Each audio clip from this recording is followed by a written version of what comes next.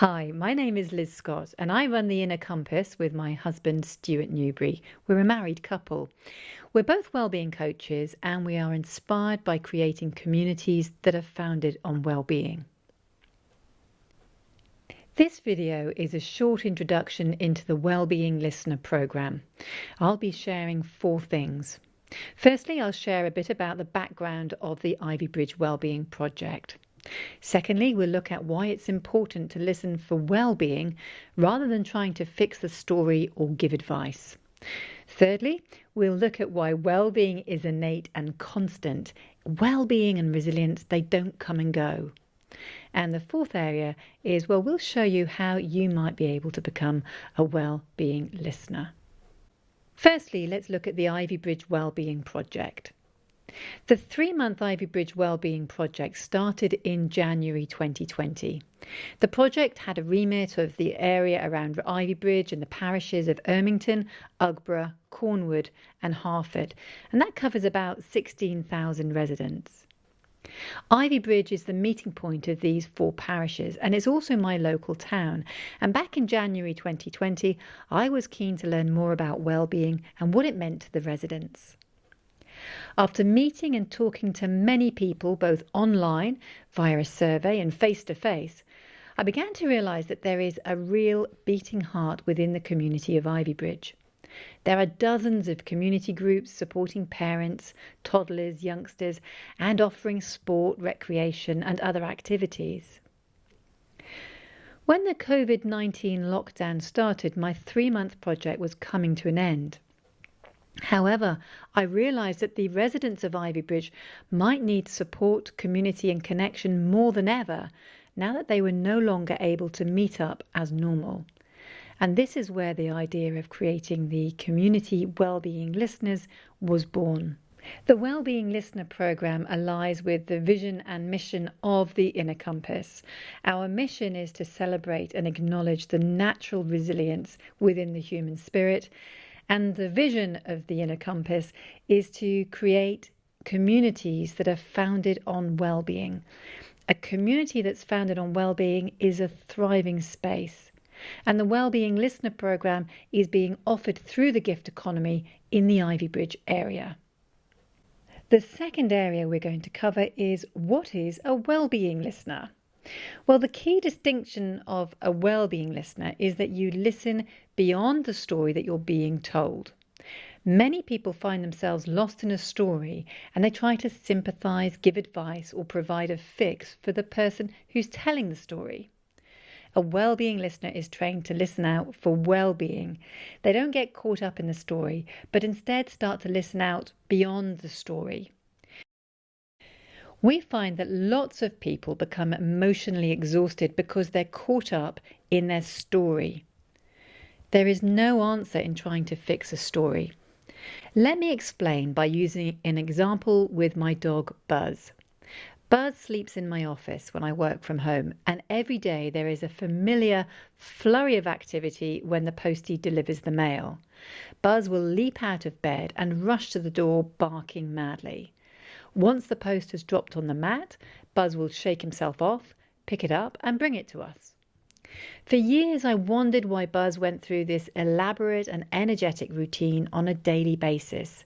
The postman never comes into the house, and yet Buzz seems to think it necessary to leap out of bed and bark daily. Why doesn't he just stay in bed? There's absolutely no need for him to get up.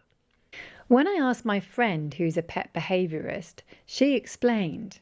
She first asked, "Does the postman ever come in the house?" "No," I said. "Well, that's your reason."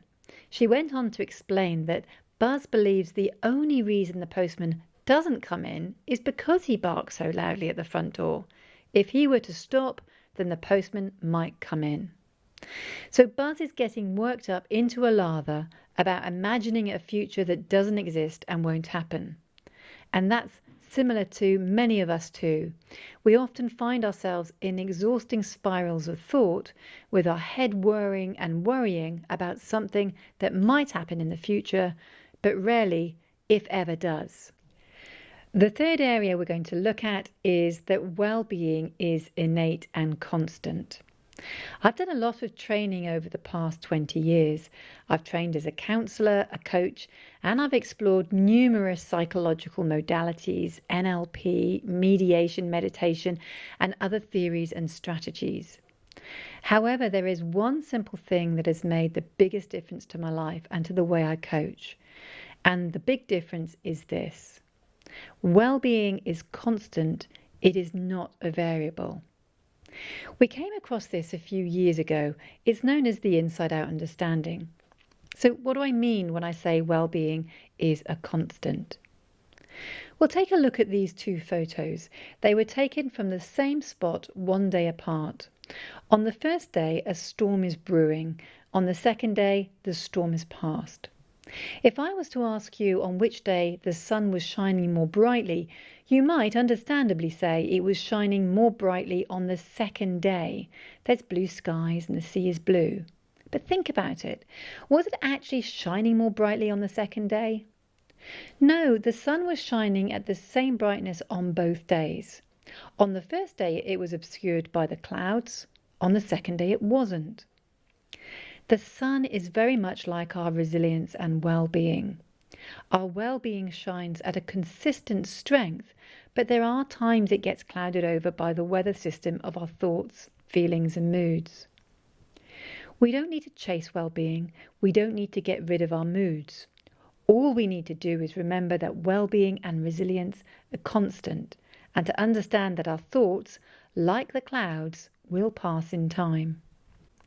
We use the term inner compass to explain how we've all got an inbuilt navigational system. It's always pointing us back to our well-being, to our true nature. We see that well-being and resilience are built into the psychological system. Well-being can be covered by thoughts and feelings, like the clouds, but it can't be broken or obliterated. We don't need to get rid of thoughts. They will pass, and the inner compass will let us know if we're off track. Have you ever driven along a road and hit the rumble strip on the side of the road? That juddering noise lets us know we're off track. When we're in a car and we go off track, we tend to self-correct and get back in lane. Our thoughts and feelings are like the rumble strip. They are our inner compass alerting us to being off track. They let us know when our well-being is temporarily covered over and it's time to reconnect with our true nature again. Developing Wellbeing Listeners. We're running a program to support people in the journey of becoming a wellbeing listener. Would you like to join us?